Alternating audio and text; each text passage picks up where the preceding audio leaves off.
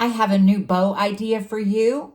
It's fast, it's fun, and it's super pretty, and it actually uses less ribbon than a traditional bow does. So before we get started, I want to let you know this bag came from Amazon, the wrapping paper from Hobby Lobby that I just surround the products with.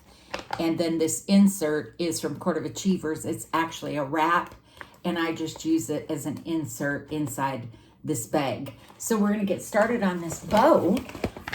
All of the ribbons came from Hobby Lobby. The first one I'm going to use is a 2.5-inch ribbon. It's really pretty. It's got snowflakes on it. You can use any ribbons. You could put 4 different ribbons, whatever you want to do. I'm going to use 3 today. The second ribbon we're going to use is 1.5-inch ribbon, and the third ribbon we're going to use is 1-inch ribbon. Start with your widest ribbon, and you're going to leave a tail, depending on how long you want it to be on the package. So I'm going to leave it about 6-7 inches long, and then I'm just going to come in and I'm going to twist it like so.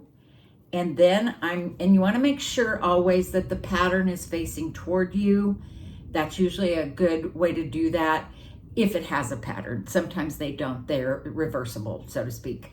Then I'm going to come up and I'm going to make a loop and pinch that between my fingers. So I've got this so far, and I'm just going to leave this hanging down, and I'm going to cut it off. So I have this, and that's what we're going to do for this whole bow. Now I can put as many loops or as few as I want to. I'm going to the middle width ribbon. This is the 1.5-inch. This time I'm going to put that tail going up, and I'm pinching it right in the middle, and I'm keeping my design toward me. And then I'm going to come in and I'm going to loop it. And this time I'm taking it to the back of where my fingers are holding the ribbon. Just decide how big I want my loop. This one I'm going to do 2 loops on. So we're going to go back up to the top, like so. I've got one bottom and one top, and we're going to pinch that and bring it down, and we're going to cut that one. Okay, so we've got this so far. Getting all kinds of reminders on my phone. So we've got that so far. Now we're going to come in with this ribbon. I'm going to put my tail to the bottom, and I'm going to pinch it between my fingers. So I'm holding everything between my thumb and my fingers in the back. And then I'm going to loop it and bring it around to the back.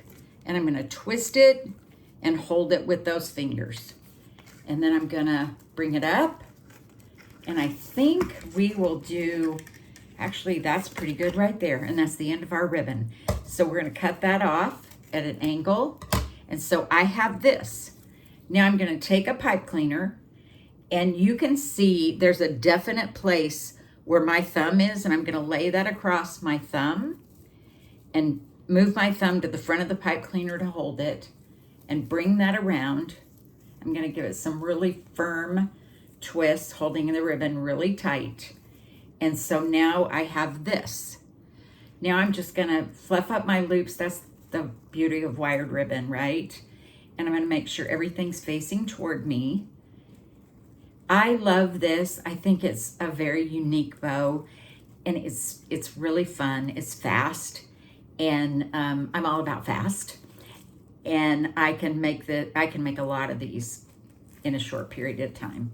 And I'm fluffing, and I'm kind of putting those tails where I want them to be. I may put one of these up at the top, and you can just manipulate them any way you want to. And sometimes it's best to let the ribbon do its thing. And when you get to this point, if you see that maybe you want it a little bit fuller, you should have added another loop. You're not crazy about what you've got. You can always open that pipe cleaner back up. I'll just show you. I'm going to find the middle where the pipe cleaner is, and I'm just going to untwist it like so.